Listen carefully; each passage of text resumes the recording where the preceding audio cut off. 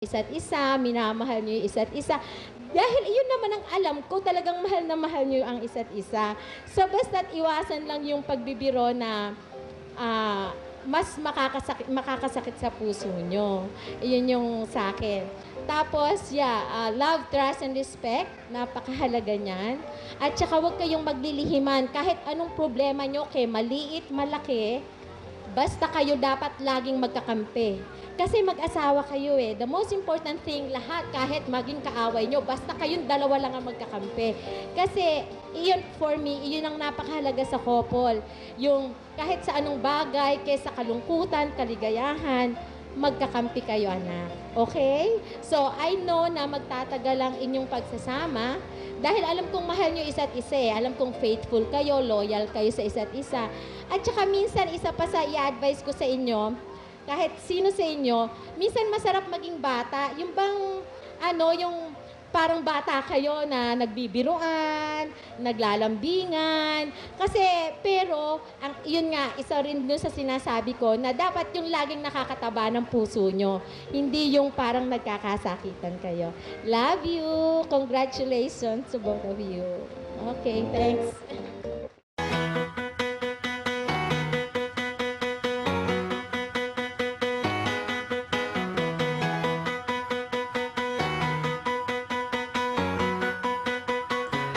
So do you remember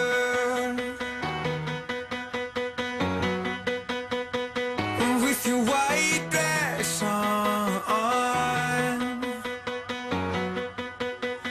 It was the end of December. Oh, count the days till dawn.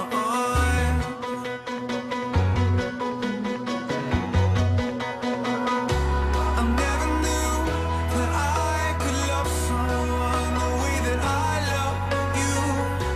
I never knew that I could love someone the way that I love you. Yeah, I never knew that I could love someone the way that I love you.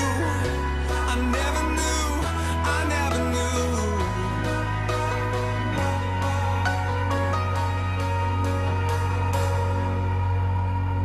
She's coming on Friday,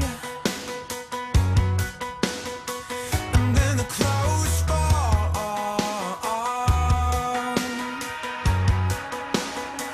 'Cause it's just minutes and highways. Until the one I love, the one I love, said, I never knew that I could love someone the way that I love you. I never knew that I could love someone the way that I love you. Yeah, I never knew that I could love someone the way that I love you. I never knew, I never knew.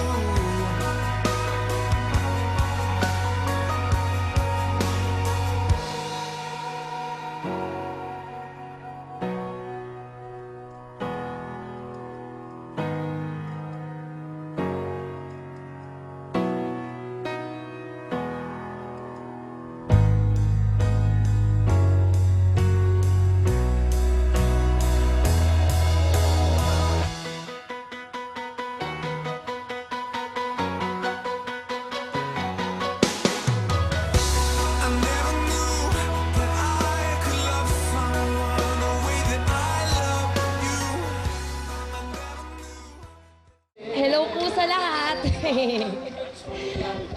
Sa lahat po ng kamag-anak po naming dalawa ni Miguelito, super duper thank you po talaga sa pag-attend nyo. Sobrang na-appreciate namin. Kala namin wala nang a-attend sa Bagyo. Pero thank you po talaga sa lahat, lalong-lalo na sa family ko po, sa nanay ko, kay Kuya R, sa buong immediate family ko po, and sa family po ni asawa. Kasi sobrang talagang, sila po talaga yung sobrang na-pressure and nahirapan po talaga sa pag-prepare nito. And eto, Miguelito, ikaw dapat ang magte-thank you nga, di ba? Basta thank you po talaga sa lahat ng umatan, sa lahat ng mga parko, best, sa lahat-lahat ng mga kaibigan ko. Kilala niyo na kung sino kayong lahat dyan. Lahat ng mga nakaupo dyan, salamat po. Lalo na sa mga kamag-anak ko po. Arojado, Argame, Angeles. Sino pa ba? lahat po kayo nandito. Super thank you po talaga.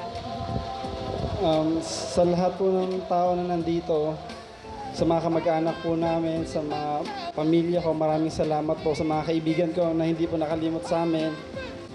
Sa inyo dyan, mga hindi po nakalimot sa amin, maraming salamat po sa inyo. Sa mga MC po namin sa wedding coordinator, kahit na po medyo pasaway kami mag-asawa, hindi mo kayo nag-aano sa amin.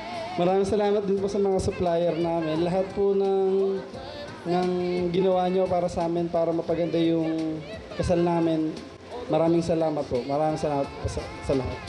And lastly, sa Saldo family, Pante family, sa lahat. And lalong-lalo na po kay God kasi talaga super the best po talaga siya. So yun, thank you po talaga. So, love you all.